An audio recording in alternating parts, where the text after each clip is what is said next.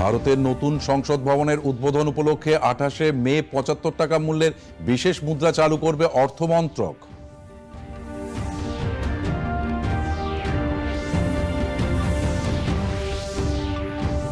অভিষেক বন্দ্যোপাধ্যায়কে চাইলে সিবিআই জিজ্ঞাসাবাদ করতে পারবে, এমনটাই জানালো সুপ্রিম কোর্ট।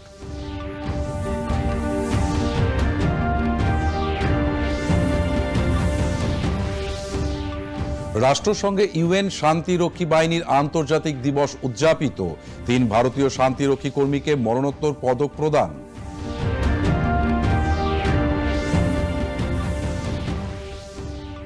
বিদ্রোহী কবি কাজী নজরুল ইসলামের 124তম জন্মবার্ষিকী আজ। রাজ্য জুড়ে নানা অনুষ্ঠানের আয়োজন। আলিপুর জেলে নজরুল সেলের উদ্বোধন।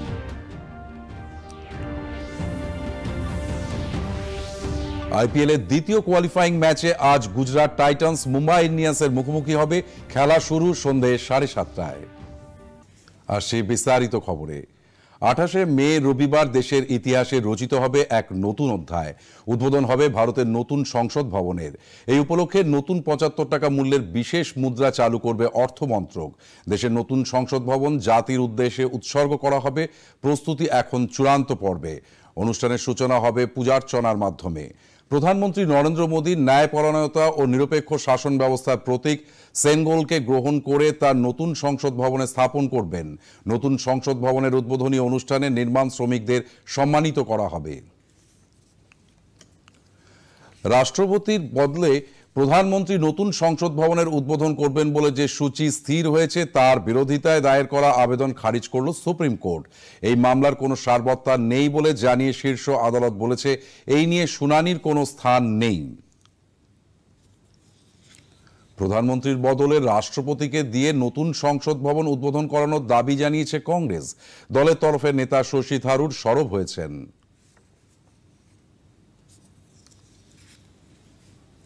নতুন সংসদ ভবনের উদ্বোধনী অনুষ্ঠান নিয়ে বিতর্ক সৃষ্টি করে রাজনৈতিক লাভের আশা ছেড়ে বিরোধীদের গণতন্ত্রের স্বার্থে এগিয়ে আসার আহ্বান জানিয়েছেন কেন্দ্রীয় প্রতিরক্ষামন্ত্রী রাজনাথ সিং। তিনি বলেন, সংসদ ভবনের উদ্বোধন নিয়ে অযথা বিতর্ক পরিহার করা উচিত। শ্রী সিং বিরোধীদের অনুষ্ঠান বয়কটের সিদ্ধান্ত পুনর্বিবেচনার আহ্বান জানান। उनका उद्घाटन एक ऐतिहासिक अवसर है जो अब 21वीं सदी में दोबारा नहीं आने वाला है और इस शुभ अवसर पर संसद या राष्ट्रपति को विवाद में लाने से किसी को भी बचना चाहिए। तकनीकी दृष्टि से यह संसद का कोई सत्र नहीं बुलाया गया है, यह तो संसद भवन के उद्घाटन का समारोह है। अतः हमें संवैधानिक सत्र और सार्वजनिक समारोह का अंतर समझना चाहिए। राजनीतिक विरोध के अनेक अवसर आते जाते रहेंगे और मैं यही आग्रह करूंगा कि जिन दलों ने समारोह के बहिष्कार का निर्णय लिया है वे अपने फैसले पर राजनीतिक लाभ हानि से परे जाकर वह पुनर्विचार करें और इस समारोह में भाग लेकर ऐतिहासिक क्षण के वह साक्षी बने। নতুন সংসদ ভবনের উদ্বোধনী অনুষ্ঠান নিয়ে বিরোধীরা যে পদক্ষেপ গ্রহণ করছেন তার পরিপ্রেক্ষিতে বিদেশমন্ত্রী এস জয়শঙ্কর বলেন, সংসদ ভবনের উদ্বোধন গণতন্ত্রের উৎসব। এই বিষয়টি নিয়ে কোনোভাবেই বিতর্ক সৃষ্টি করা উচিত নয় বলে তিনি মন্তব্য করেছেন। मुझे तो लगता है कि जो उद्घाटन जो हो रहा है होगा, ये लोकतंत्र का एक उत्सव है और हमें उस स्पिरिट में लेना चाहिए। ये विवाद का विषय नहीं बनना चाहिए। ये दुर्भाग्य है अगर ये बनता है और ये मुझे आप जानते हैं कि कुछ लोगों की ये कोशिश है, पर मुझे लगता है कि राजनीति की भी कुछ सीमा होनी चाहिए और कम से कम ऐसे मौके पे हम पूरे देश को सब मिलजुल कर इसको मनाना चाहिए। প্রধানমন্ত্রী নরেন্দ্র মোদী নেতৃত্বাধীন সরকারের শাসনকালে 9 বছর পূর্ণ হতে চলেছে। এ উপলক্ষে ভারতীয় জনতা পার্টির পক্ষ থেকে বিভিন্ন অনুষ্ঠানের আয়োজন করা হচ্ছে। দলের পক্ষ থেকে বেশ কিছু র্যালি ছাড়াও 1 মাস ব্যাপী জনসম্পর্ক অভিযান চালানো হবে। সরকারের 9 বছর পূর্তি উপলক্ষে 31শে মে হবে বড় র্যালি। 31শে মে থেকে শুরু হওয়া বিশেষ সম্পর্ক অভিযান জেলা, বুথ ও মণ্ডল স্তরে ছড়িয়ে দেওয়া হবে। মোদী সরকারের বিভিন্ন নীতি ও উপলব্ধি দেশের বিভিন্ন প্রান্তে জনগণের কাছে পৌঁছে দেওয়ার জন্যই এই অভিযান। বিজেপির বর্ষিয়ান নেতারা সারা দেশে 50টিরও বেশি স্থানে র্যালি করবেন।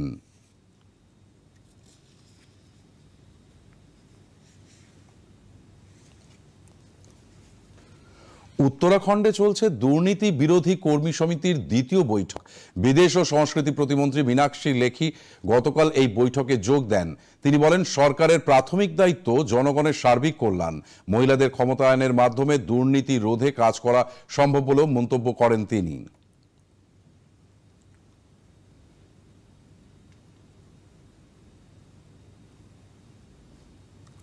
বিদেশ প্রতিমন্ত্রী বলেন, এই বৈঠকে দুর্নীতির সঙ্গে মহিলাদের যে সম্পর্ক রয়েছে সে বিষয়ে আলোচনা হয়, কারণ মহিলারাই দুর্নীতির সবচেয়ে বড় শিকার। समूह ऐसा है जो कि 85% दुनिया भर की जीडीपी कंट्रोल करता है और आज G20 के इवेंट के अंदर महिलाओं का और भ्रष्टाचार के बीच जो रिश्ता है उसको जांचने की प्रयास किया गया, क्योंकि महिलाएं सबसे अधिक भ्रष्टाचार से प्रभावित होती है, तो चाहे वो हेल्थ केयर सिस्टम है, पढ़ाई लिखाई है, बच्चों की दवा है, भोजन है, ये इन तरीके की जो बेसिक चीजें, सफाई है, सैनिटेशन है, वो सब चीजों का प्रभाव महिलाओं के ऊपर सबसे अधिक पड़ता है। দুর্নীতি রোধে যে প্রতিবন্ধকতাগুলি রয়েছে সেগুলি দূর করতে আন্তর্জাতিক স্তরে কাজ করতে হবে। में जो रुकावटें हैं उन रुकावटों के ऊपर सही मायने में काम होना चाहिए, क्योंकि इस विषय को लेकर सब लोग, सारी G20 के जितने देश हैं वो बहुत सेंसिटिव हैं। भ्रष्टाचार के विरोध में सब लोग हैं और सब लोग दुनिया के सिस्टम को साफ करना चाहते हैं। আম আদমি পার্টির প্রাক্তন মন্ত্রী সত্যেন্দ্র জৈনের অন্তর্বর্তী জামিন মঞ্জুর করল সুপ্রিম কোর্ট। শারীরিক অসুস্থতার জন্য 6 সপ্তাহের অন্তর্বর্তী জামিন দেওয়া হয়েছে। অর্থ তছরূপ মামলায় অভিযুক্ত সত্যেন্দ্র জৈন গত বছর মে মাস থেকে তিহার জেলে বন্দী ছিলেন। রাষ্ট্রসংঘে আজ ইউএন শান্তিরক্ষী বাহিনীর আন্তর্জাতিক দিবস উদযাপন করা হয়। পালিত হয় রাষ্ট্রসংঘের শান্তি স্থাপনার 75তম বর্ষ। এবারের মূল ভাবনা পিস বিগিনস উইথ মি, বা আমার মাধ্যমেই প্রতিষ্ঠিত হবে শান্তি। সারা বিশ্বে এখনো পর্যন্ত 71টি অভিযানে 125টি দেশের 20 লক্ষেরও বেশি শান্তিরক্ষী কর্মী তাদের পরিষেবা প্রদান করেছেন। আফ্রিকা, এশিয়া, ইউরোপ এবং মধ্য পূর্বে 12টি সংঘর্ষদীর্ণ অঞ্চলে 87,000 পুরুষ ও মহিলা কর্মী বর্তমানে মোতায়েন রয়েছেন। রাষ্ট্রসংঘে ভারতের স্থায়ী প্রতিনিধি রুচিরা কম্বোজ গত বছর দায়িত্ব পালনের সময় শহীদ হওয়া 3 ভারতীয় শান্তিরক্ষী কর্মী সম্মানে দ্যাগ হ্যামারস্কল্ড পদক গ্রহণ করেন। হেড কনস্টেবল শিশুপাল সিং ও সামরা নাম বিষয়কে তাদের অসাধারণ সাহসিকতার জন্য মরণোত্তর সম্মান প্রদান করা হয়। বীর সৈনিকদের স্মৃতি তর্পণ করে রুচিরা কম্বোজ বলেন, শান্তি রক্ষায় তাদের প্রতিশ্রুতিবদ্ধতার প্রশংসা করেন।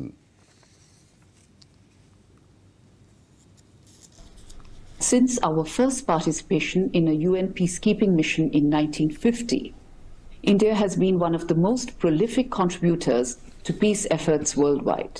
We have deployed more than 275,000 troops, including a significant number of women peacekeepers in over 51 UN peacekeeping missions. Sadly, this has also entailed the supreme sacrifice in the finest traditions of the profession of the arms. Later today, a solemn ceremony will take place at UN headquarters in New York, where we will honor the memory of 3 Indian peacekeepers with the Dag Hammarskjöld Medal. The medal is the highest honor awarded to UN peacekeepers who have distinguished themselves by exceptional courage, devotion to duty, and sacrifice in the cause of peace. রাষ্ট্রপতি দ্রৌপদী মুর্মু 3 দিনের ঝাড়খণ্ড সফর শেষে দিল্লি ফিরেছেন। গতকাল রাঁচির রাজভবনে ঝাড়খণ্ড সরকার আয়োজিত গণসম্বর্ধনা অনুষ্ঠানে যোগ দেন। তিনি বলেন, ঝাড়খণ্ডের বিভিন্ন স্থানে সিধু কানু, অ্যালবার্ট এক্কার মতো ব্যক্তিত্বদের বীর কাহিনী রয়েছে। পরে রাষ্ট্রপতি রাঁচিতে এক সমাবর্তন অনুষ্ঠানে যোগ দেন। তিনি বলেন, দেশের যুব সম্প্রদায়ের মধ্যে দেশকে উন্নতির লক্ষ্যে এগিয়ে নিয়ে যাওয়ার শক্তি রয়েছে। জেনেভায় আয়োজিত 76তম বিশ্ব স্বাস্থ্য সমাবেশে যক্ষ্মা সম্পর্কিত কোয়াড প্লাস সাইড ইভেন্টে যোগ দেন কেন্দ্রীয় স্বাস্থ্যমন্ত্রী মনসুখ মান্ডভিয়া। তিনি বলেন, 2025 সালের মধ্যে দেশ থেকে যক্ষ্মা নির্মূল করার চেষ্টা করছে ভারত। তিনি আরো বলেন, ভারত হলো বিশ্বের একমাত্র দেশ যারা যক্ষ্মা রোগীর সংখ্যা অনুমান করার জন্য নিজস্ব ব্যবস্থাপনা তৈরি করেছে। 2015 থেকে 2022 সালের মধ্যে দেশে যক্ষ্মা আক্রান্তের সংখ্যা 13% কমেছে বলেও উল্লেখ করেন তিনি। অভিষেক বন্দ্যোপাধ্যায়কে চাইলে সিবিআই জিজ্ঞাসাবাদ করতে পারবে, এমনটাই আজ জানিয়েছে সুপ্রিম কোর্ট। কলকাতা হাইকোর্টের রায় বহাল রাখল শীর্ষ আদালত।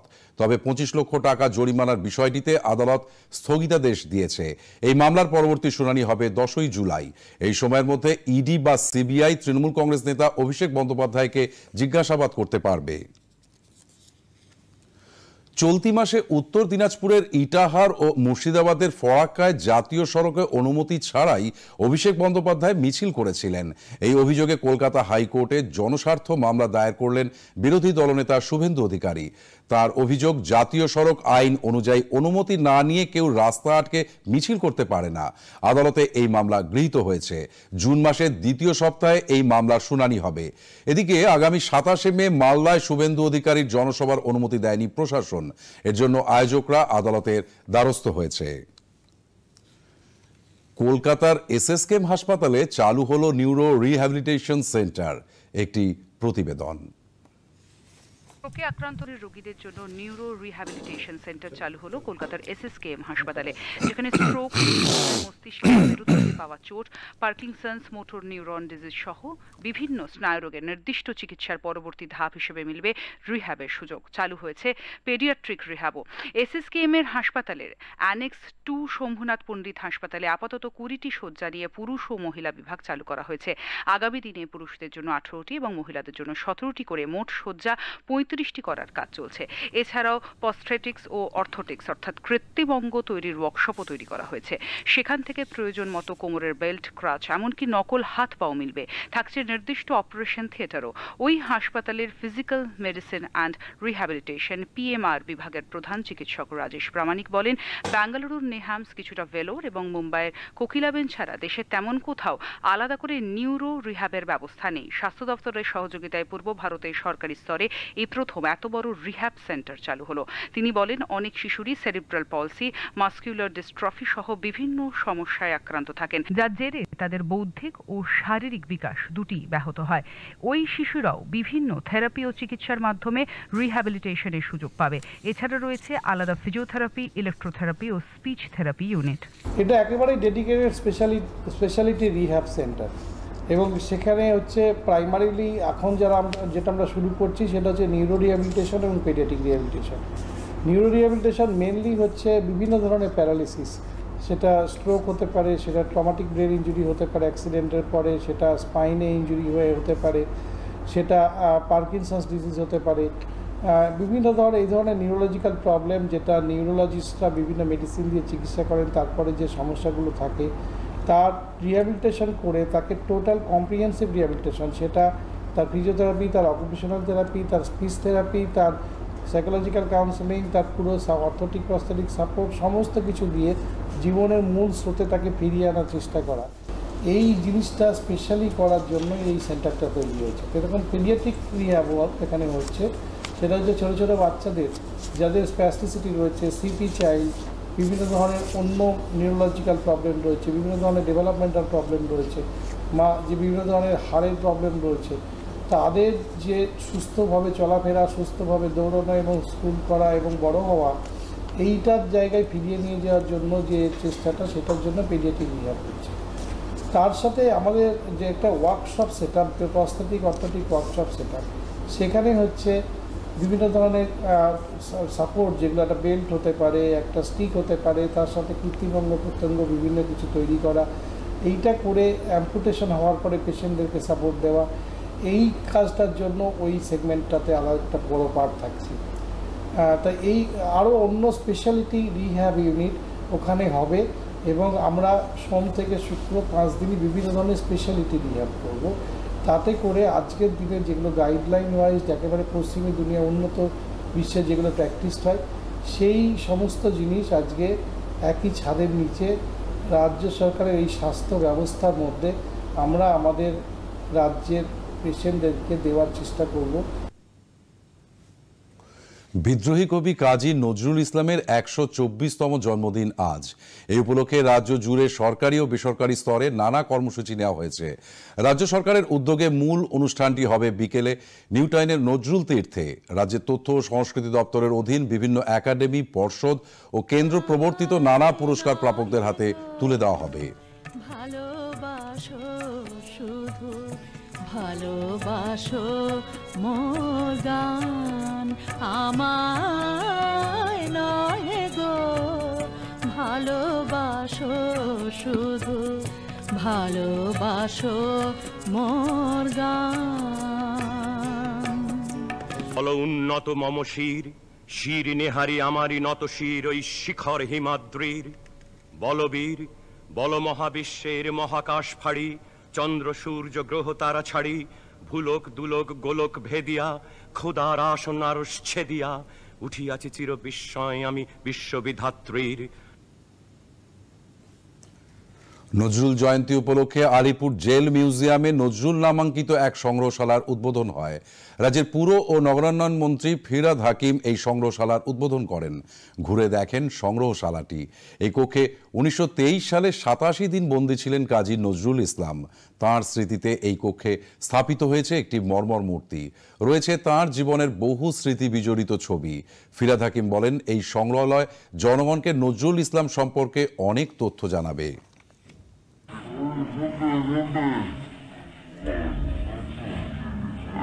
যে সেলে উনি ছিলেন সেলটা দেখা যাচ্ছে, ওনার প্রদর্শনী লেখাটা দেখা যাচ্ছে এবং ওনার গ্রন্থের কিছু অংশ এখানে রাখা আছে। বিদ্রোহী কবিকে শ্রদ্ধা জানাতে এটা আমাদের প্রয়াস, এবং যতদিন বিদ্রোহী কবির স্মৃতি আমাদের মধ্যে থাকবে ততদিন ভারতবর্ষে কখনো সাম্প্রদায়িকতার অন্ধকার ঘিরে নিতে পারবে। এই সংগ্রহশালা তৈরি করতে অনেক গবেষণা করতে হয়েছে বলে জানান দেবাশিস সেন। অনেক রিসার্চ করতে হয়েছে, বই ঘেঁটে। প্রথম কথা, এই জেলে আলিপুর জেলে নজরুল ইসলাম বন্দী ছিলেন না ছিলেন না, আমরা বই টই ঘেঁটে ইতিহাসবিদদের সঙ্গে কথা বলে বুঝলাম যে ছিলেন। তারপর সমস্যা হল কোন সেলটাতে ছিলেন, এরকম কোনো নথি নেই। তো আমরা পুরনো জেলের আধিকারিক, আমাদের একজন রিটায়ার্ড ডিআইজি এবং বর্তমান আধিকারিকদের সাহায্য নিয়ে তারা স্মৃতি থেকে এবং পুরনো লোকদের সঙ্গে কথা বলে বললেন যে এই ওয়ার্ডেই তিনি ছিলেন। সেই জন্য সেই ওয়ার্ডটা বিরাট বড় ওয়ার্ড, উনি সাধারণ কয়েদির মতো ছিলেন। এই ওয়ার্ডটা বিরাট বড়, প্রায় ৫০-৬০ জন থাকে, মানে রাখা হতো বন্দীদের। তো আমরা তারই একটা ছোট পোর্শন আমরা কনভার্ট করলাম। আরও কিছু আমরা অডিও এখানে দেবো, লোকে এখানে শ্রদ্ধার্ঘ্য জানাতে পারবে। বিদ্রোহী কবি কাজী নজরুল ইসলামের ১২৪তম জন্মবার্ষিকী সমারোহে পালিত হচ্ছে কবির জন্মস্থান কবিতীর্থ পশ্চিম বর্ধমানের চুরুলিয়া গ্রামে। আজ সকালে এক বর্ণাঢ্য প্রভাত ফেরির মাধ্যমে অনুষ্ঠানের সূচনা হয়।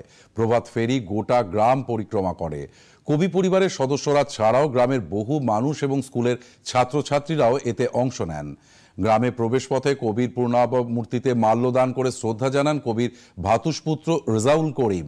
কাজী নজরুল ইসলাম বিশ্ববিদ্যালয়ের তরফে উৎসব ব্যবস্থাপক সমিতির সম্পাদক সোমনাথ চট্টোপাধ্যায় এবং কবি পরিবারের সদস্যরা এবং অন্যান্য বিশিষ্টজনেরা। কবিপত্নী প্রমীলা দেবী এবং পুত্র কাজী সব্যসাচীর সমাধিতে পুষ্পার্ঘ্য নিবেদন করে শ্রদ্ধা জানানো হয়। গান ও কবিতার মধ্য দিয়ে কবিকে স্মরণ করা হয়। কবি স্মরণে ৪৩তম নজরুল মেলা শুরু হচ্ছে আজ থেকে। কবির ভাতুষপুত্র রেজাউল করিম জানিয়েছেন, ৩ দিনের এই মেলায় বাইরে থেকে বহু শিল্পী কবি রচিত গান, কবিতা এবং নৃত্য পরিবেশনে অংশ নিচ্ছেন। ১২৪তম জন্মজয়ন্তী উপলক্ষে কাজী নজরুল বিশ্ববিদ্যালয় কর্তৃক ৩ দিনের মেলা। আর এই ৩ দিনের মেলার মধ্যে অনেক শিল্পী আসবেন, বহির্দেশ থেকে আসবেন, বাংলাদেশ থেকে আসবেন, সব দেশ থেকেই আসবেন। তারা এসে কবিকে শ্রদ্ধা নিবেদন করবেন, কেউ গানের মাধ্যমে, কেউ আবৃত্তির মাধ্যমে, কেউ ছোটো ছোটো নাটকের মাধ্যমে। আজকের যে মেলায় প্রভাত ফেরি হলো, যে আপনারা দেখেছেন, সবাই দেখেছেন, অজস্র মানুষ এই এতে প্রসেশনে অর্থাৎ মিছিলে যোগদান করেছিল। গ্রামের প্রবেশ মুখে একটি মূর্তি আছে, সেখানে মালা দিয়েছে।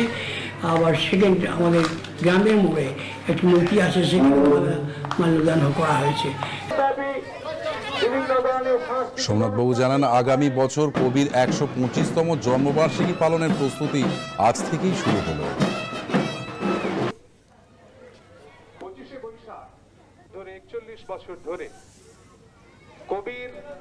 এবছর আমরা বিশ্ববিদ্যালয়ের তরফ থেকে আমরা দ্বিতীয়বার এই মেলার আয়োজনের দায়িত্ব পেয়ে নিয়েছি এবং এই বছর 124তম নজরুল জয়ন্তী এবং সেটাকে আমরা উদযাপন করব।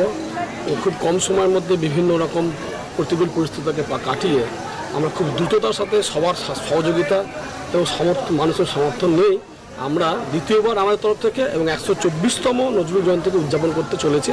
প্রশাসনিকভাবে আমরা সমস্ত সব দপ্তরকে আমরা ইনফর্ম করি, তাদের ডিউ পারমিশন নিয়ে সমস্ত দপ্তরের মানুষের কাছে গিয়ে যোগাযোগ করে, সাধারণ মানুষের সাথে যোগাযোগ করে আমরা চাই সবার সহযোগিতা এবং সমর্থন নিয়ে এইবার 3 দিনের মেলা অনুষ্ঠান যেন শুভভাবে সম্পন্ন হয়।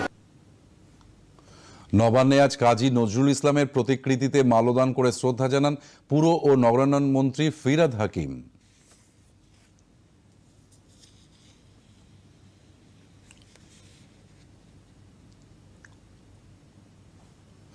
বিধানসভায় আজ কাজী নজরুল ইসলামের প্রতিকৃতিতে মালা দিয়ে শ্রদ্ধা জানানো হয়। উপস্থিত ছিলেন অধ্যক্ষ বিমান বন্দ্যোপাধ্যায় ও মেয়র ফিরহাদ হাকিম।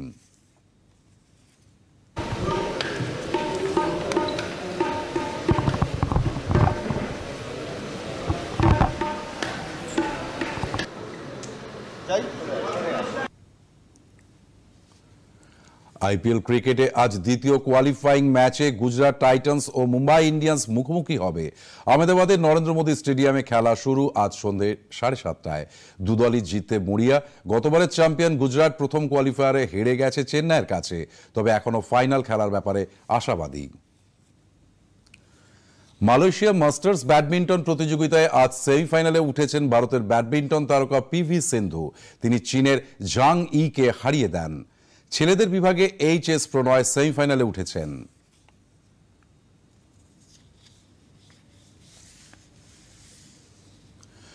বিশ্ববিদ্যালয় খেলো ইন্ডিয়া গেমসে আজ সাঁতারে 400 মিটার ফ্রি স্টাইলে সোনা জিতেছেন বেঙ্গালুরুর অনিশ গৌড়া। 200 মিটারে সোনা জিতেছেন শিবা শ্রীধন।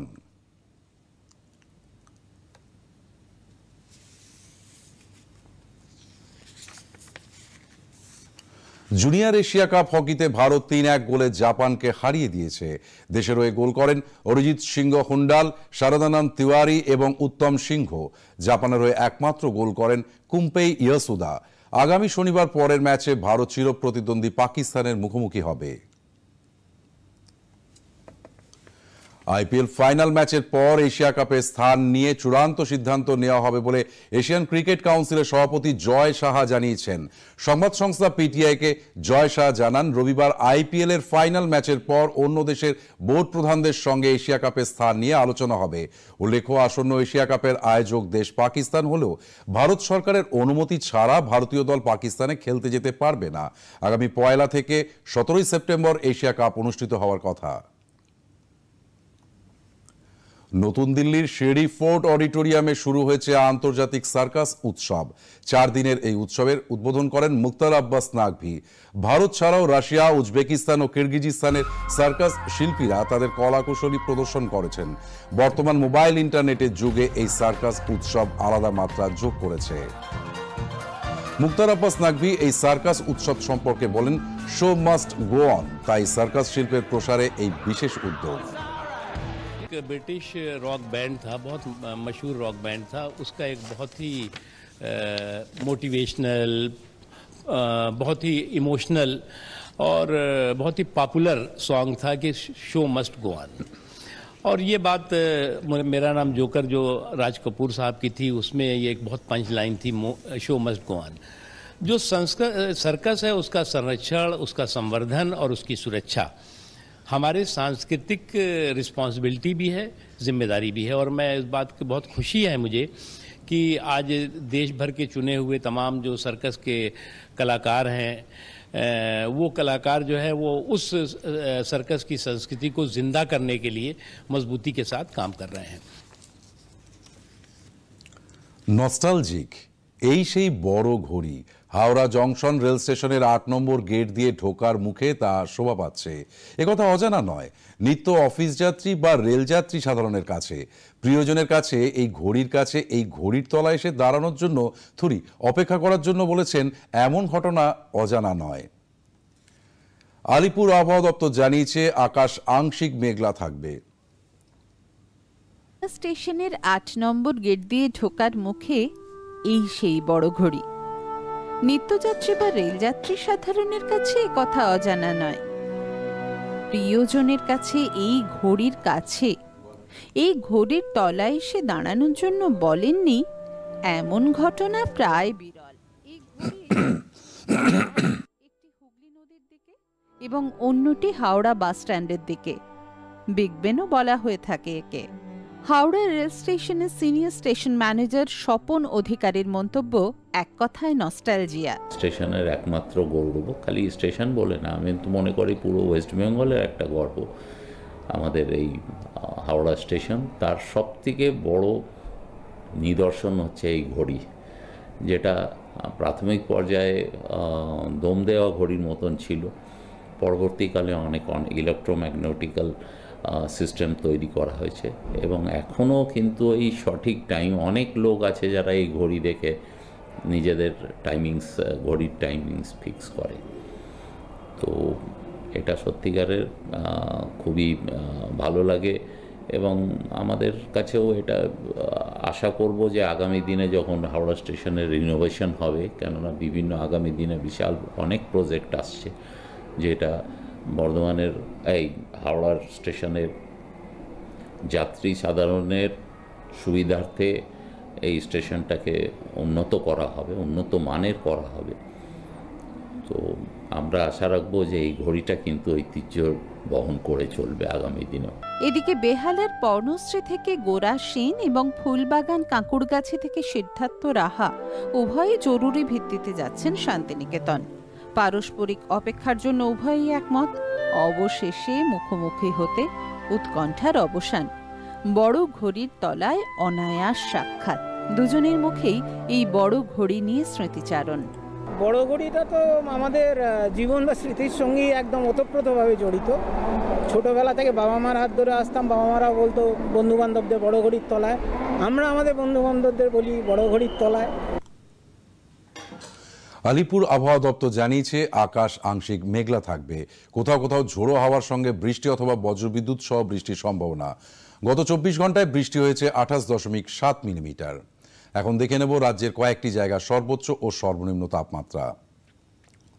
দার্জিলিংয়ের সর্বোচ্চ তাপমাত্রা 19 ডিগ্রি ও সর্বনিম্ন 12 ডিগ্রি সেলসিয়াস।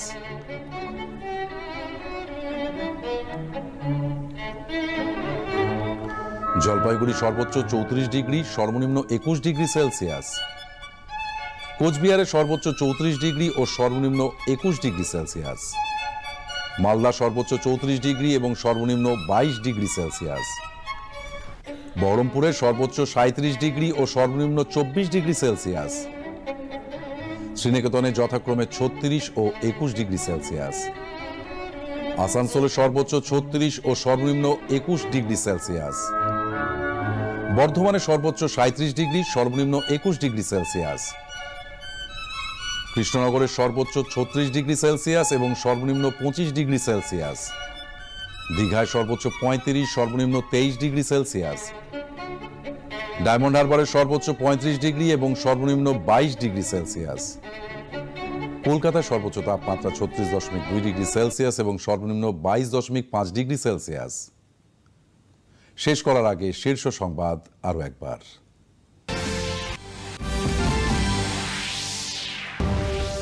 ভারতের নতুন সংসদ ভবনের উদ্বোধন উপলক্ষে 28 মে 75 টাকা মূল্যের বিশেষ মুদ্রা চালু করবে অর্থ মন্ত্রক।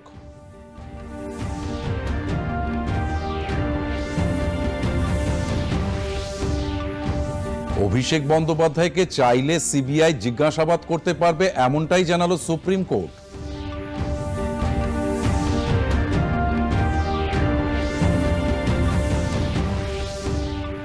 রাষ্ট্রসংঘে ইউএন শান্তিরক্ষী বাহিনীর আন্তর্জাতিক দিবস উদযাপিত। 3 ভারতীয় শান্তিরক্ষী কর্মীকে মরণোত্তর পদক প্রদান।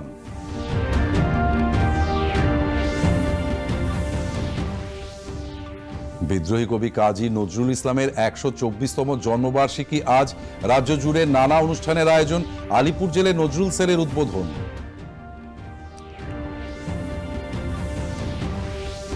আইপিএল এর দ্বিতীয় কোয়ালিফাইং ম্যাচে আজ গুজরাট টাইটান্স মুম্বাই ইন্ডিয়ান্সের মুখোমুখি হবে। খেলা শুরু সন্ধ্যে 7:30টায়। সংবাদ এখনকার মতো এ পর্যন্ত। এরপর রয়েছে বেলা 3টে সংবাদ এক নজরে। নমস্কার।